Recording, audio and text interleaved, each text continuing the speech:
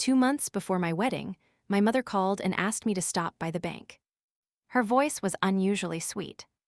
She said there was a routine form waiting for me and that it would take less than 5 minutes to sign.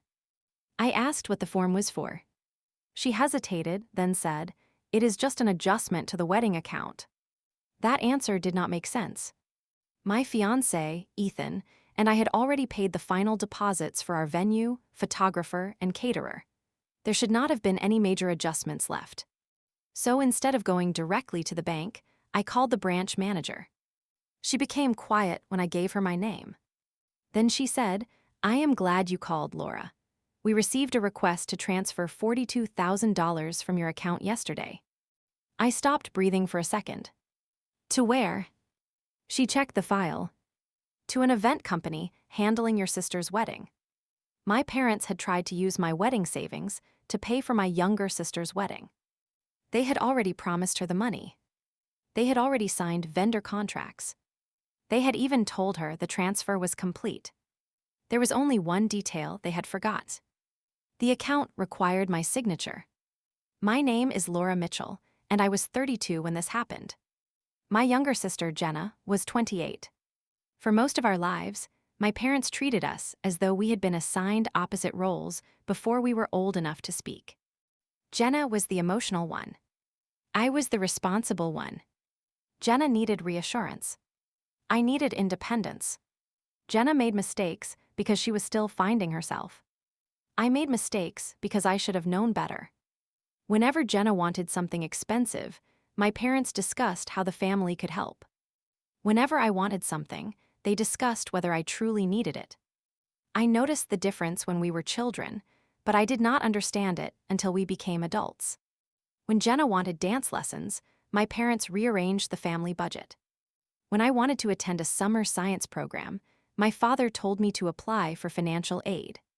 When Jenna damaged her first car, my parents helped her replace it. When my car needed a new transmission, my mother said adulthood meant planning for emergencies.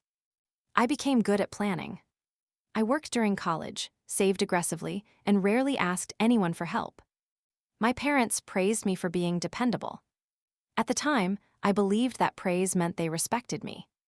Later, I realized it often meant they had decided I could survive being overlooked.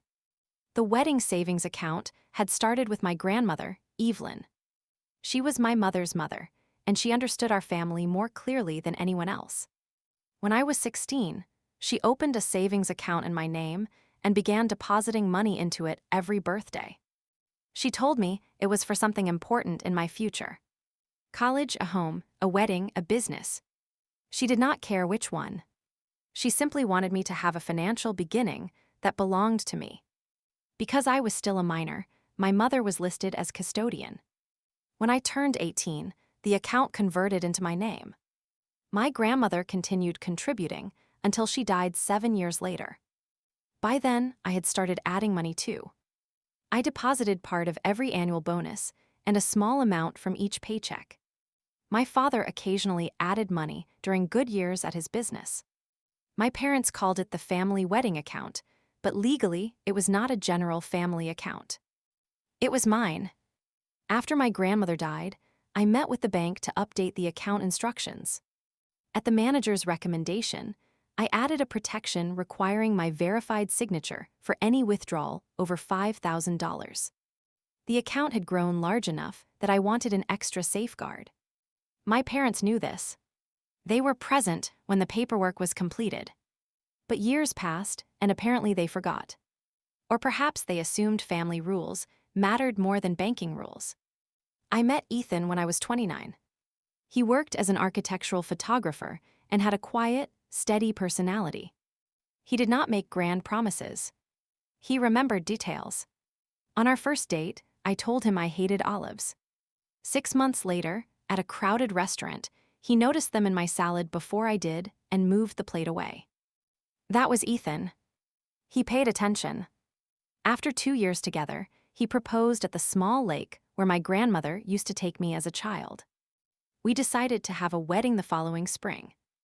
Nothing enormous.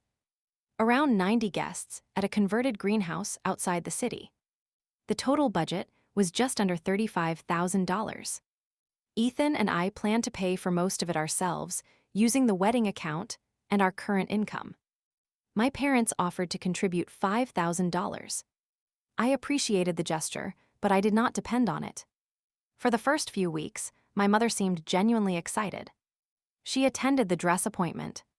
She helped compare florists. She even told me how proud my grandmother would have been. Then Jenna got engaged. Her boyfriend, Ryan, proposed during a vacation at a luxury resort. Within 48 hours, Jenna had selected a wedding date only 3 weeks after mine. She wanted a hotel ballroom, a live band, elaborate floral installations, and more than 200 guests. At our first family dinner after the engagement, she showed us photographs of weddings that looked like movie premieres. My father asked how much she expected everything to cost. Jenna said she had not worked out the details.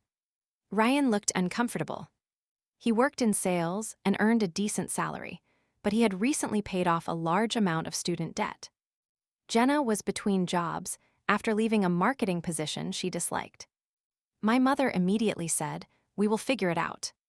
I knew what that sentence meant. The family would figure it out.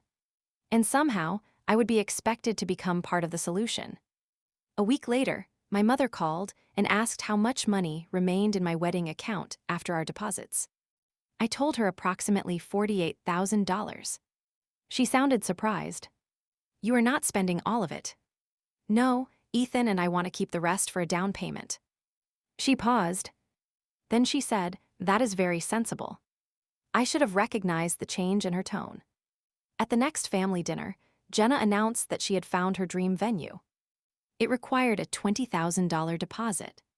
My father looked at me and said, "You have always been good with money. Maybe you could help your sister structure a plan." I said I would help her create a budget. That was not what he meant. My mother leaned forward. "You have quite a lot left in the wedding account." I put down my fork. "That money is for our home. You are not buying a house tomorrow." "No, but we are planning for one." Jenna said, "I would pay you back." I asked when. She became offended. "I do not know, eventually." My mother told me not to make the conversation transactional. I reminded her that we were discussing $40,000. My father said, "Your grandmother wanted that money used for family milestones. She opened the account for my future." A wedding is a family milestone. My wedding is. Jenna's eyes filled with tears. She said she could not believe I was being so cold during one of the happiest moments of her life. I asked why her happiness required my savings. She left the table. My mother followed her. My father stayed behind and told me I had embarrassed my sister. I told him the answer was no. For the next 2 weeks, my parents continued asking. They tried different approaches. It would be a loan. It would bring the family closer. Ethan and I had stable careers. Jenna had always dreamed of a large wedding. My grandmother would not want money to create resentment between sisters. That last argument almost made me laugh. The money was not creating resentment. Their entitlement was. Ethan told me I did not need to justify the decision. "It is your account," he said. "No is a complete answer." I agreed. But a small part of me still believed my parents would eventually accept it. Then my mother asked me to visit the bank. After speaking with the branch manager, I drove there immediately. Her name was Mrs. Alvarez. She had worked at the branch for more than a decade and remembered my grandmother. She invited me into her office and placed a transfer request on the desk. The request was for $42,000. My father had signed it. My mother had signed it. The destination was an account belonging to Everly Events, the company coordinating Jenna's wedding. I stared at the document. "They cannot authorize this." "I know," Mrs. Alvarez said. "That is why it was not processed." She explained that my parents had come to the branch the previous afternoon. They claimed the account was a family-managed wedding fund and that I had verbally approved the transfer. The teller reviewed the account restrictions and informed them that my verified signature was required. My mother then said I would come in the following day. That was why she had called me. They expected me to arrive, sign a form without reading it, and complete the transfer after they had already made the decision. I asked Mrs. Alvarez whether they had access to the account. No, your mother was the former custodian, but that authority ended when the account converted. Your father has never been an owner. Then why did they think their signatures mattered? She chose her words carefully. People sometimes remember old arrangements differently from how the documents describe them. That was the professional version of saying my parents believed confidence could replace legal authority. I asked her to add a verbal password to the account and require in-person identification for future changes. She completed the updates. Then she handed me a copy of the failed transfer request. I folded it and placed it in my bag. I did not call my parents immediately. I wanted to understand how far they had gone. That evening, I called Jenna. I asked whether she had signed contracts with her wedding vendors. She sounded cheerful. Yes, Mom and Dad handled the deposit. How much? Most of it, the venue, planner, and floral designer. Where did the money come from? There was a pause. Mom said Grandma's wedding fund. My wedding account. She said it belonged to the family. I told her the transfer had not gone through. Jenna became quiet. Then she asked, why not? Because it is my account, and the bank requires my signature. Her voice changed. So sign it. No. But the contracts are already signed. That should have been considered before anyone committed my money. She said the deposits were due within 3 days. If they were not paid, the venue could release her date and charge cancellation fees. I told her that was unfortunate. She started crying. Then she accused me of deliberately ruining her wedding. I reminded her that I had not selected the venue, signed the contracts, or promised money that belonged to someone else. She hung up. My mother called less than 5 minutes later. She did not deny anything. She said they had acted quickly because Jenna's date was in demand. I asked why she had lied about the bank form. I did not lie, it was an adjustment. You tried to transfer $42,000 from my account. We were borrowing it. Without asking. We had asked, you were being unreasonable. I could not believe how calmly she said it. As though my refusal had created permission. My father joined the call. He told me contracts had been signed and that the family could face legal consequences if I did not cooperate. I said you signed them, not me. He said that was a technicality. No, that is responsibility. My mother began crying. She said Jenna would lose her dream venue. I said, then help her choose a wedding she can afford. She replied, you have always had more opportunities than she has. That sentence finally exposed the logic beneath everything. My parents did not see my savings as the result of years of work and restraint. They saw them as proof that I had more than I needed. And because Jenna had less, they believed they were entitled to take the difference. I ended the call. The next morning, Ethan and I met with an attorney. We confirmed that I had no obligation under Jenna's vendor contracts. The attorney sent my parents a brief letter stating that they did not have authority over the account and could not represent otherwise. I did not threaten criminal charges. I did not want a dramatic legal battle. I wanted the boundary documented clearly. My parents had 1 day left to fund the deposits. They invited Ethan and me to a meeting at Everly Events. My mother said the planner might be able to restructure the payment schedule if everyone discussed it calmly. I knew everyone meant me. Ethan asked whether I wanted to attend. I said yes. Not because I intended to pay. Because I wanted my parents to explain their decision in front of the people they had misled. The meeting took place in a bright office filled with fabric samples and framed wedding photographs. Jenna and Ryan were already there. My parents sat beside them. Across the table was the planner, a woman named Melissa. She greeted me warmly. I am glad you could come. Your parents said you are the account holder. I sat down. That is correct. Melissa opened a folder. We are still waiting for the transfer authorization. Once you sign, we can secure the venue and begin vendor payments. My mother pushed a pen toward me. No apology.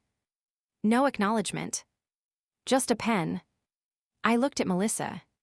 Did my parents tell you I had approved this? She glanced at them. They said the funds had been set aside for both daughters' weddings. They were set aside for mine. My father interrupted. This is a family disagreement. We do not need to involve the planner in every detail. Melissa slowly closed the folder. I need to know whether the funding source was authorized. It was not, I said. Jenna turned toward me. You came here just to humiliate us.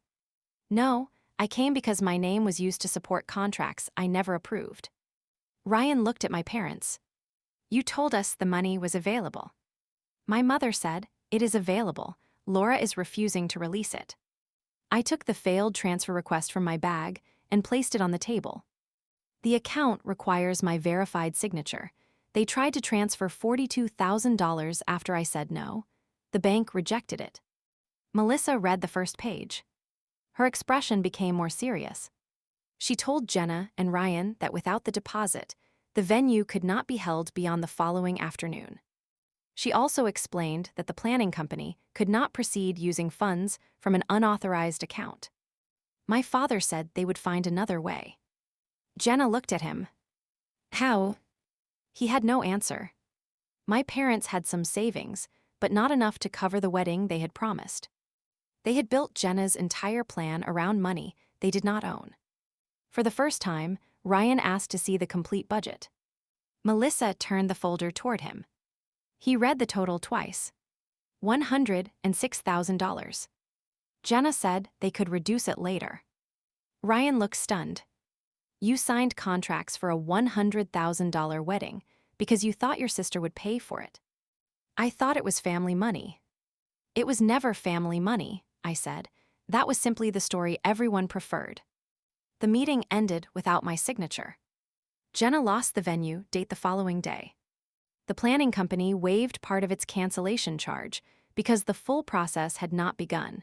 But my parents still lost several $1,000s from deposits they had paid using their own credit cards. For weeks, they blamed me. My mother said I had chosen money over family. My father said I could have prevented the entire situation with one signature. I told him he was right. One signature could have prevented their consequences. But it would also have taught them that my refusal meant nothing. Jenna and Ryan postponed their wedding by 6 months.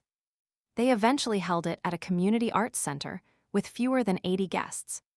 Ryan insisted they create a budget they could fund themselves.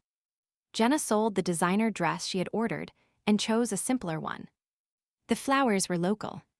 A friend provided the music. It was not the wedding she had imagined. But it was the first major decision of her adult life that was built around reality instead of rescue.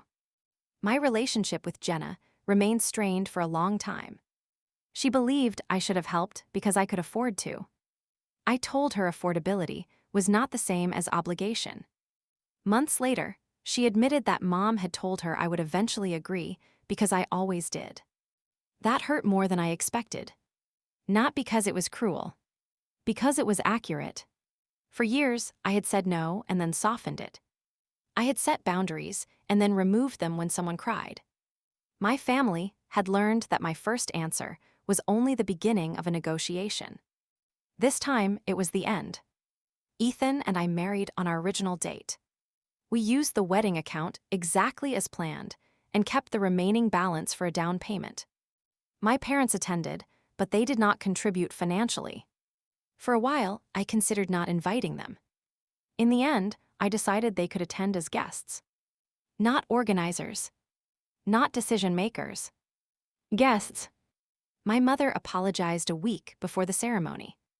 She said she had convinced herself that, because she helped manage the account when I was young, she still had some moral claim over it. I told her moral claims do not come from old access. They come from consent, honesty, and respect. My father's apology was shorter. He said I should not have signed anything using your money. It was not a complete understanding, but it was a beginning. At the reception, Ethan and I placed a photograph of my grandmother beside the guest book.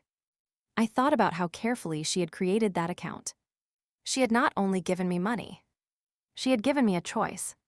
My parents had tried to turn that choice into a family resource because they believed the responsible daughter would eventually surrender it.